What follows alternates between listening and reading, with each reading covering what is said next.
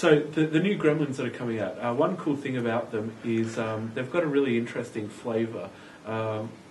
Basically, one of the first crews that I started, when I first started playing Malifaux, was the Ortega family, which is a family of Mexican gunslingers which specifically hunt demons and other Neverborn.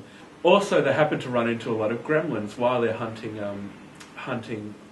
real Neverborn. The box set for the Gremlins is basically exactly the same style of characters as the Perdita box set, just they're all smaller and got a lot more crazy gremlin things that go with them. But they've got like the guy with the long gun that runs through that snipes and hunts people. They've got the tough guy in the trench coat that can take a few hits and doesn't care and just shrug them off. And then they've got the crazy old gremlin that throws dynamite. In this case, breathes fire on people and explodes. Very similar to the Ortega crew. They've got a similar play style as well, because they're all very similar models. They're not as good as the Ortegas. They also don't have a higher soulstone cost as the Ortegas. Yeah, they're a bit cheaper, but they do have some advantages. But like the Ortegas, they also have a family activation. In this case, rather than called family, it's called kin. So they can do the same thing. They can do a chain activation across the whole crew, and potentially all activate at the same time if they want to. Being Gremlins being slightly cheaper means you probably have a few other support things in there as well, unlike the Ortegas, who are probably going to, if they want to do their group activation, blow their load all at once. Yeah. The other thing that I think is awesome about these new guys is they all have an ability called something like I've been hit before or whatever. Oh, yeah, used to it. Used to it, that's it. Cool. So if they get hit by another gremlin using whoops means that you shoot the nearest gremlin or whatever. Which was one of the problems with gremlins, that happened a lot. Happens all the time. These guys don't take much damage. I think they take like 1 point of damage to 001 rather than taking, I think you could do 3 points of damage at the top end before. The other thing that they all have is called shoot high, which means when you're shooting into combat, you ignore any height 1 models. So basically, if you've got a crew full of gremlins, you can shoot into combat and not worry about hitting your own models. You're only going to hit enemy models. And that's pretty cool. That's a big advantage. Yeah. That's really cool. The Gremlins also got some other love in the book. They got some ridiculously funny stuff. There's a gremlin taxidermist who gets piglets and stuffs them with explosives and sends them out to explode, which is quite hilarious. Yeah. There's a pigapult, which takes pigs and puts them in a catapult and sends them off to explode. Yeah. I'm actually a little concerned about the pigapult, I've got to say. It's got a 24-inch range, which is the longest range in the game so far. It's got a pretty high combat value for that. I think it's combat 5. So it's not terrible at hitting. And it potentially has a top-end damage of 8 with 2 blasts on it, which is a lot of damage. And it's only a 4 soulstone model. You do have to sacrifice a pig to it every turn, and it only does its highest top end if you sacrifice a stuffed pig to it, which is what the taxidermist makes. But even then, it still does 7 points of damage. And they have clarified that for the sacrifice of 1 pig, you can fire it for an entire turn. And like all Gremlins, it has reckless fast, which means it can potentially fire 3 shots for 1 pig. And those 3 shots are pretty good. So I'm a bit concerned that for a 4 soulstone model, piglets are pretty cheap as well. And if you're running Summer Teeth with the pigapult, he can make pigs as well, piglets.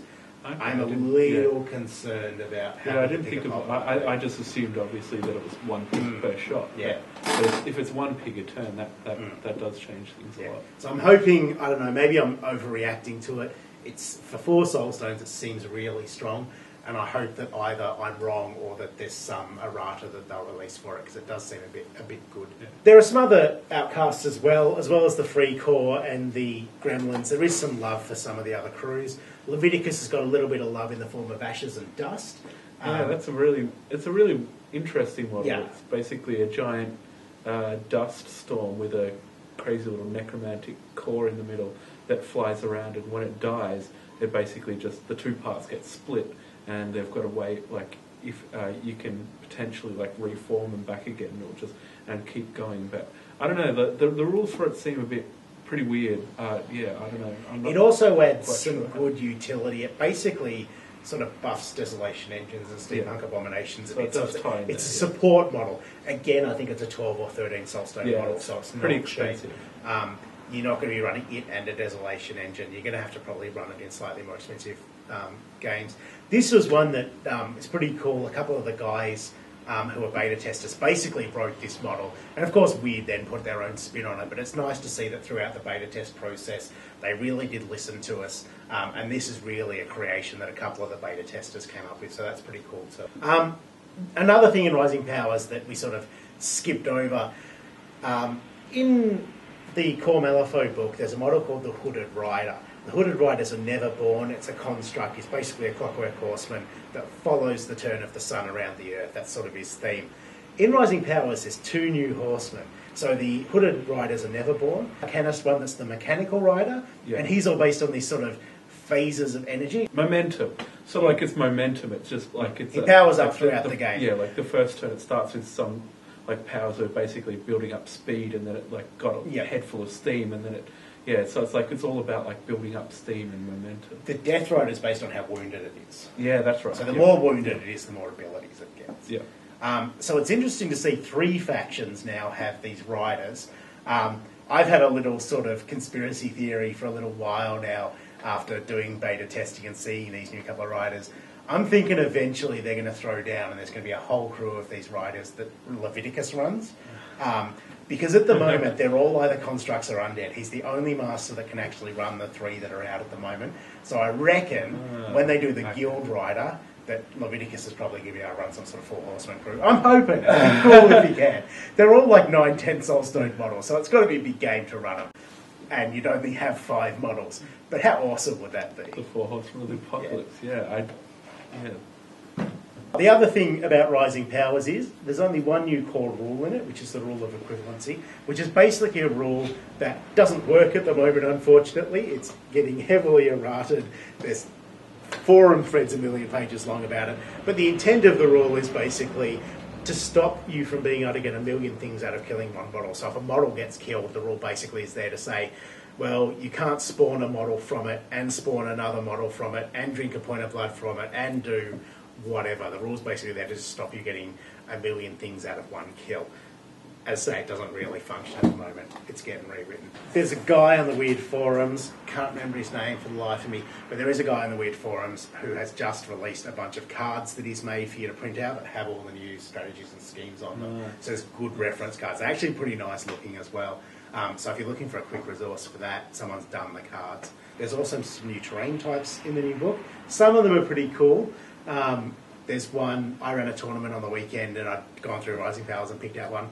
There's, for example, there's some more interesting ones that have an effect on the game. There's one called the recalibration device. Whoever gets into base contact with it can activate it, target a construct on the table and either give it some positive or negative effects. The other thing they've done really well in the strategies as well and the schemes is really hammered home that insignificant models can very rarely participate in a game on a strategy level. Most of the strategies specify in a lot of cases that insignificant models can't do anything. A lot of schemes do as well. So it's really good to see that unlike the first 5 strategies where some of them sort of said it and some of them sort of implied it, but now it's really clear in a lot of cases that insignificant models just can't take part in the game on that level. So it really does change the tactics of some crews, maybe the models that some people take, or the way that they use some of their models to make sure that the significant models are doing the right things in the right places. The other terrain thing that they've added, which is kind of cool, is indoor locations. So in Malifaux, you've got this huge amount of location charts. I don't know anyone who actually plays them. We just set up cool tables and play on them. But they've added these indoor locations, which basically the only thing indoor locations adds is that models that can fly or float basically can't fly over a wall between 2 rooms. Makes logical sense. Probably makes a good difference in gameplay if you've made tables around it as well. Yeah. But it's nice to see that at least from the game design perspective that they are paying attention to that and just adding content sort of across the board, not just going, hey guys, here's some new models, you know, play some more of our game, please. They do seem to be thinking about the game as a whole, new strategies, new locations, trying to inspire people to make nice tables. And you see a lot of that, particularly on the Weird Forums, a lot of people making nice tables, like we're doing this Kythera table together because we want to get some nice tables in the store, basically. Yeah.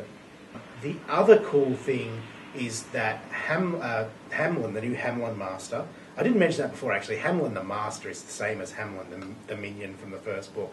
He's just changed a bit. Hamlin is a soulless model, which means that finally Leviticus has another guy that he can work with in a brawl other than Ramos. He can actually work with Hamlin, and the two of them actually work together really well in rules mechanics. So it's cool to see a slight expansion there. I'm a Leviticus player. It's great to see someone else that he can finally work with instead of having that boring old Ramos, who I also play, but hey. But I think that is pretty much it. Yep. We'll leave you with that. Thanks for watching. Hopefully we didn't ramble too much. Hopefully it wasn't too boring for you. Good night. See ya.